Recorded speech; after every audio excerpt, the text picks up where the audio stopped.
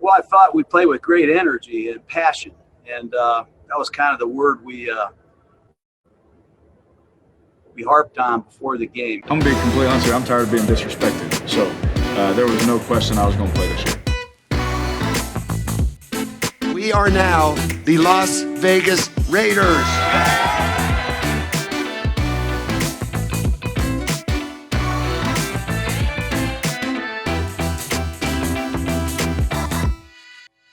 The Raiders are rolling. The Silver and Black are now 6-3 on the season and extended a now 3-game win streak with a win over the Broncos on Sunday. Welcome in, everyone, to Vegas Nation Blitz. I'm your host, Cassie Soto, joined by Raiders beat writer for the Las Vegas Review-Journal, VINNY Bonsignore. VINNY, it was a slow start to this one, 10-6 at the half, but the Raiders came out of the locker room ready to go. They really made some big second-half adjustments to really steamroll the Broncos in this one.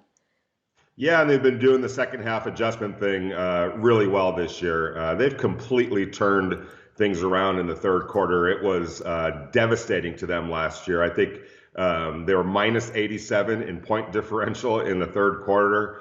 They've more than doubled their point output for the full season last year in the third quarters this year through 9 games. So they've gotten it together in the third quarter, and that's been critical. And obviously they did start slow. Probably left good 21 points on the field in that first half. There was a dropped touchdown pass by Nelson Aguilar. Darren Waller dropped one that would have gone the distance. It wasn't the best start, but I got to say, and you talk to the Raiders, I don't think there was any sense that they didn't have control of that game, even while they were struggling. And that's a mark of a pretty good team, or a team that was better than their opponent in Sunday's case. They got it together in the second half, like you mentioned, and it was just win going away and pretty much imposing their will on the Broncos. And that's what you want to see when you're playing an inferior opponent. Yeah, well, the key to this win was that the turnover game here, Vinny. 4 interceptions for the Raiders and a fumble recovery. Is this sort of a resurgence for the Raiders defense, or does it have to do with the offense that they were up against? They'd love it to be the former, but I think in all practicality, you definitely have to give some credence to the latter. And they were playing a bad quarterback in Drew Lock. There's no other way of getting around that. 4 interceptions, that's unacceptable if you're a Bronco coach or a fan or teammate for that matter. But at the same time, one of a good team or a team that's heading in the right direction is being able to capitalize. And how many times have we seen, even with the Raiders, a would-be easy interception that, goes off somebody's hands that could have turned the game around potentially. And the next thing you know, on the very next play, the opposition is taking advantage by scoring a touchdown. And so it went from having the ball, having an interception that falls through your hands, to a touchdown for the opposition. That's happened to the Raiders quite a bit over the years, but in Sunday's game, they didn't let that happen. They capitalized every time there was an opportunity to get a turnover. Certainly they want to keep that up. Yeah, the Chiefs are coming in for a revenge game. Vinny, thank you so much, as always. All right, Cassie, have a good one. In other news, New Orleans Saints quarterback Drew Brees is expected to be out multiple weeks after suffering broken ribs and a collapsed lung Sunday against the 49ers. UNLV announced that it will not allow fans at its football games the rest of the season due to COVID-19. And a police report accuses former Raiders receiver Antonio Brown of destroying a surveillance camera at a Florida gated community before signing with the Buccaneers. It's time for a social media check-in, so let's go ahead and bring in Las Vegas Review-Journal sports journalist Leandre Fox. Leandre, Allegiant Stadium has often been referred to as the Death Star, and on Sunday after the Raiders win over the Broncos, one fan got a little creative with it. Yeah, big shout out to Black Widow Raiderette out there representing that 918 Raider Nation in Tulsa, Oklahoma, home of running back Josh Jacobs. She had a lot of fun with this one. She posted the Allegiant Stadium Death Star blowing up a Bronco planet, a really big celebration for Victory Monday. Well, let's go ahead and check in on Broncos fans now. Leandre, how are they doing? Not so good. This video posted on Twitter. There's a Broncos fan out there with a whole bunch of Raiders fans around him. I don't know how he ended up in that environment. I feel so bad for him. We've all been in that situation, right? And I can only assume that's what the Soto household looked like this weekend, with your mom, a Broncos fan, surrounded by a whole bunch of Raiders fans out there. Bronco Babe not too happy with the result, but she's got one more chance this season, so we'll see what happens. Well, Dre, after the Chargers game, the big talk of the town was if Derek Carr can dunk. You and our co-host Adam Hill, you guys weren't buying it. But there's one guy on this team that can indeed dunk, and I don't think this one is up for as much debate. Well, first of all, on Derek Carr, I believe he can dunk. He's athletic. I just don't think it's off vert. We don't have the proof. Nobody's offering us the proof. As journalists, we're just doing our jobs, doing a little research here. But I believe he can dunk. Henry Ruggs, however, he can really dunk. He had some high school footage on his Twitter this weekend over there dunking in a high school basketball game, and it was emphatic. There is no doubt about that. Henry Ruggs was also a basketball player before a football player, so it kind of makes sense there. But hey, Derek Carr, we need footage like that Ruggs posted from you so we can settle this debate. And it's only a debate because he dove forward in that Chargers game and everyone acted like he hurdled somebody. All right. We'll see if DC gets that dunk video up eventually. But for now, last one for you, Leandre. It looks like Pro Bowl voting is now officially open. The Raiders are posting on socials that Pro Bowl voting is now open. So, hey, Raider Nation, get your guys. Just follow that link, find your players, click them in there, get them in there for the Pro Bowl this year that was supposed to be in Las Vegas. It's not anymore because of COVID-19. But get you guys in there so they can be a part of the Pro Bowl and add that to their resumes. Leandre, thank you so much for these social updates, as always. Thank you, Cassie. We are going to take a quick break, but we will be right back after this.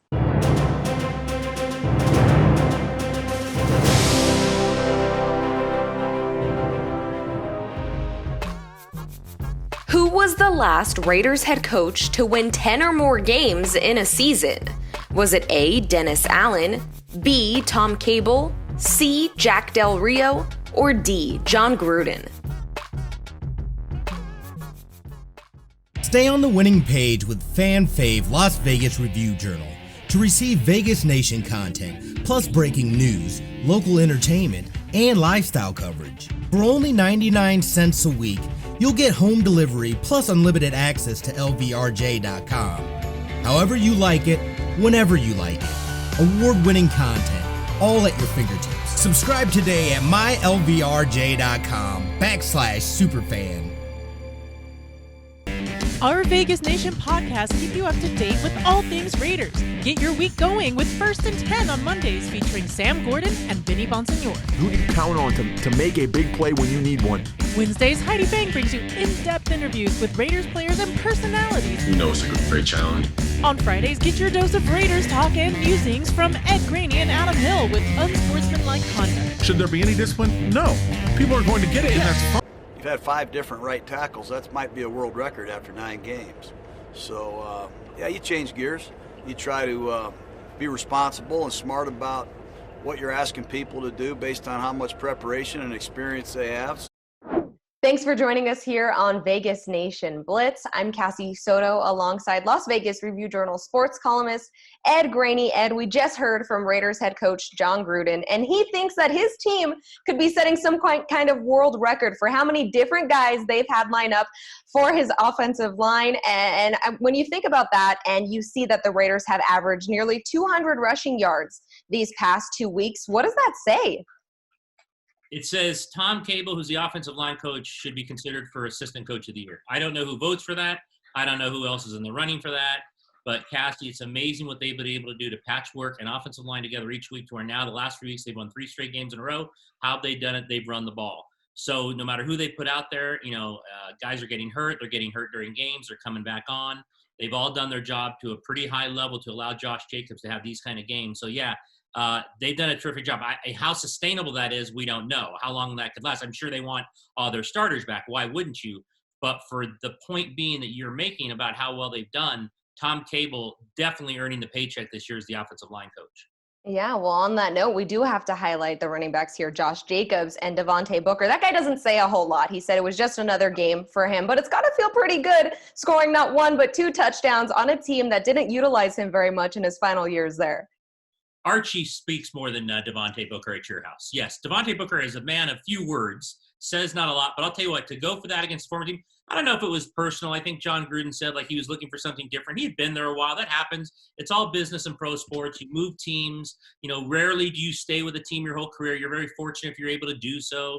But I'm sure it felt good for him. I'm sure you want to prove to the team that you left that you still have it, that you were valuable. He played well. Josh Jacobs played great. We're now seeing Josh Jacobs regain some of that rookie form that he was so good last year. So their running backs right now in their line are terrific. Big step up in competition this week against the Chiefs, but they have been able to control the ball. And if you want to beat Pat Mahomes, you have to run the ball and keep Pat Mahomes off the field. They've been able to do that for 3 straight weeks now against teams. Now we'll flip the field here now, Ed. You, after every game, grade the Raiders. And this week, you gave the Raiders defense an A, and I think it's pretty easy to see why. I hit the A, and I had to look back 3 times. But absolutely, I should have said A+. They were tremendous. Best defensive game I've seen them play since we started covering them on a weekly basis when, the relocation came through to Vegas three years ago, wherever it is now. They were terrific. Created 5 turnovers. The first 8 games of the year, they had 5 turnovers. And on Sunday, they had 5 turnovers. So they doubled it in one game. They deserved the A. They applied pressure. They created turnovers. Now they were also very fortunate their offense controlled the ball 13 minutes of the third quarter. But when they were on the field, they really made it life miserable for Drew Lock and that Denver offense, and deserving so on the A. They were really, really good last week. All right, well, last one for you here. I won't ask you to give me a prediction because we know you're no good at that. Can't do that. No. We're not going to do that. But what's it going to take for the Raiders to get another win over a pretty dang good Chiefs team that's going to be coming in with fresh legs? Or are the Chiefs going to be the one to do a victory lap around Allegiant Stadium this weekend? I love the victory lap. So keep Pat Mahomes off the field. You have to keep doing what you've been doing. You have to run the ball. If you can't run the ball and you go 3 and out, 3 and out, 3 and out, it's not going to be good. Pat Mahomes, you're not going to keep him, you're not going to keep him down. They're going to score points. Should the Chiefs win, and obviously I'm not saying they're going to because we can't make predictions, my all-time victory lap would be if they stayed on the field and when the clock hit 0, they all lined up and took a very slow jog around the field and made John Gruden wait in the middle of Allegiant Stadium to shake hands with Andy Reid. And Andy Reid was the last one on the line, like jogging and maybe having a sandwich thrown, and he has his sandwich. He's kind of slows down to a walk, and then he walks over and shake hands with John Gruden. That would be awesome, and I'd actually have a cool column to write if that happens. So I'm not saying they're going to win, but if they do and they did that, I wouldn't be completely bummed out. So we can expect a good column. Hopefully, if that comes, we'll get a spicy column there. Believe me, I don't like much of what I write, but I'll tell you what, if I get a walk around from the Chiefs with Andy Reid in the end, making John Gruden wait at the middle of the field, I might be able to write that one pretty well. I don't know. I kind of want to see that now. Let's see. We want to see that. We want to see that. Don't listen, Raider fans, but kind of want to see that now. We don't make predictions on these shows. All right, Ed. Well, thank you so much for the insight, as always, and the amazing columns. All right, thanks. That was Las Vegas Review-Journal sports columnist Ed Graney. We're going to take a quick break, but we will be right back.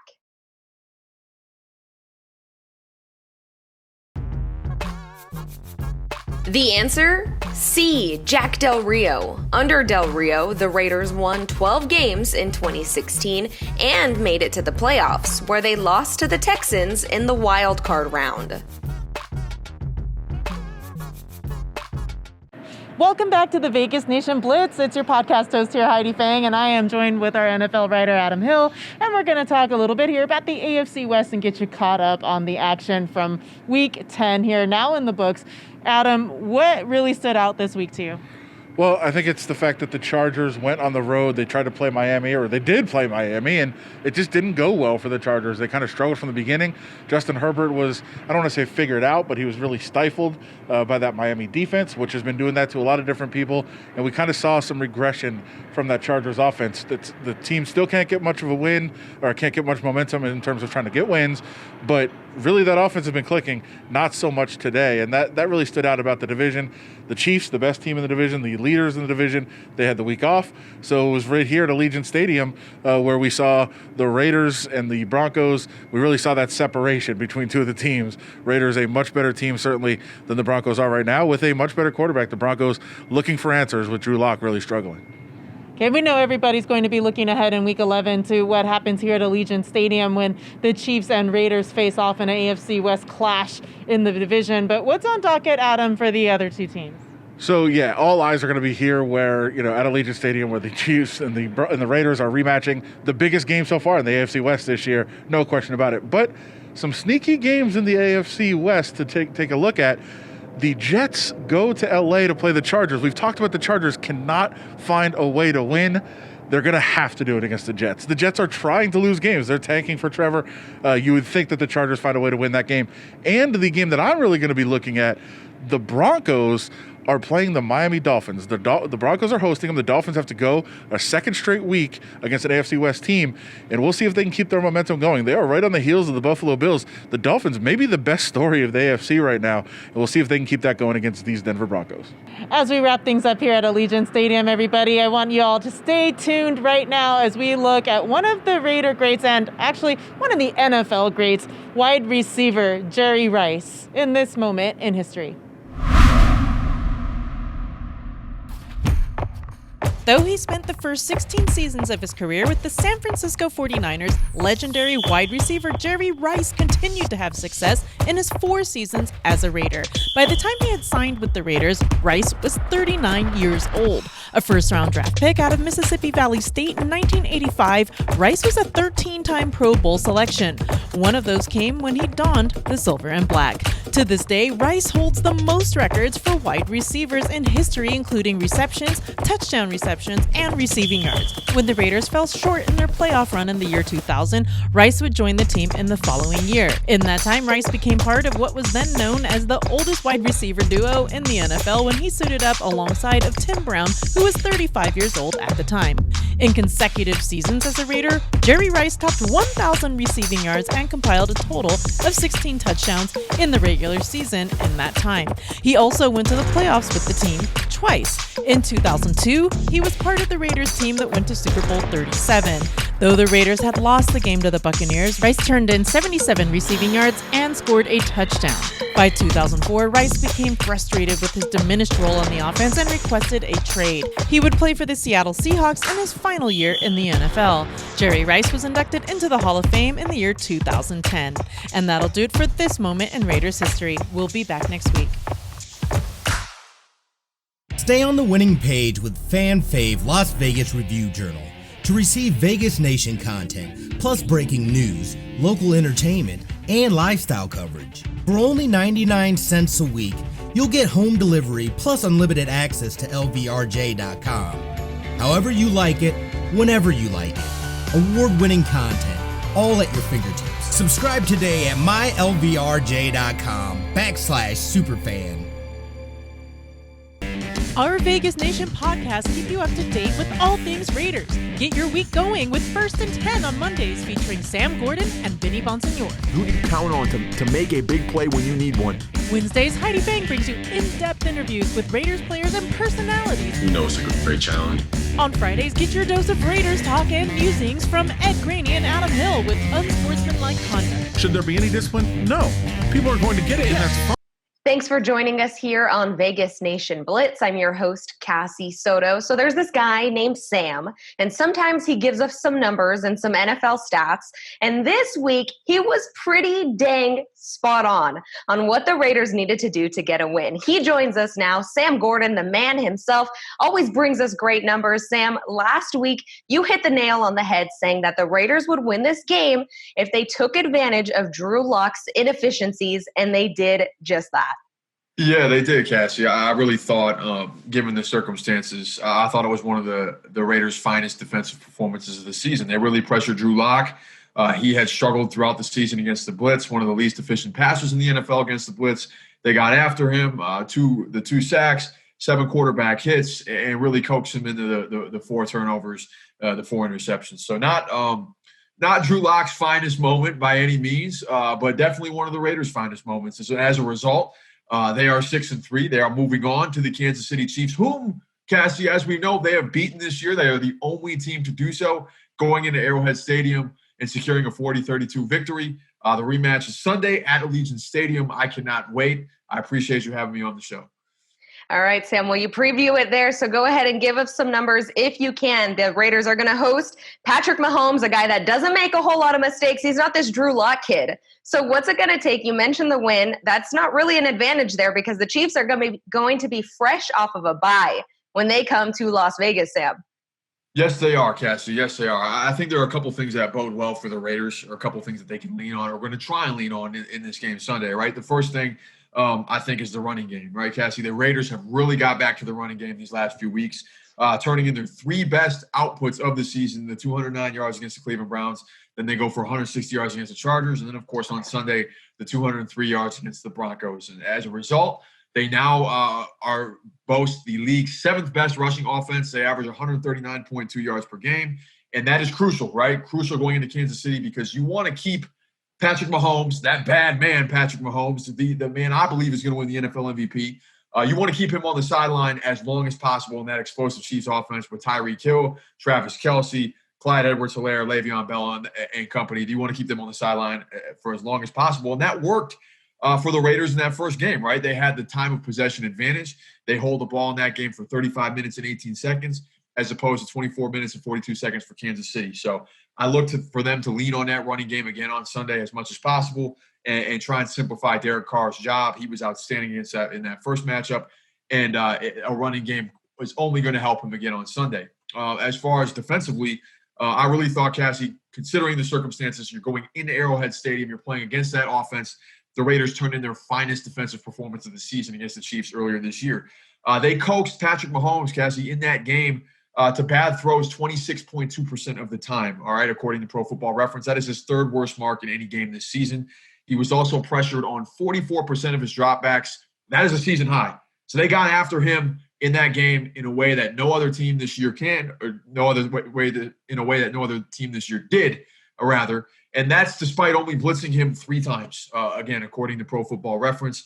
That was a tremendous defensive performance. As a result, they get the 3 sacks, and they coax him into his only interception this season. Patrick Mahomes with the 25 touchdowns and the 1 interception that came against the Las Vegas Raiders, in part because of the pressure that they were able to generate with their front four. Really an excellent defensive performance, and that's they're going to want to try and replicate that again. So if you can pressure Mahomes, if you can sustain a running game and keep him on the sideline, definitely a couple things I think the Raiders are going to try and do, and I cannot wait for the rematch on Sunday. Do I dare ask, can the Raiders sweep the Chiefs this season, Sam? We will wait and see. It will definitely be exciting. Thank you so much for the numbers, as always. Appreciate you having me, Cassie. Thank you.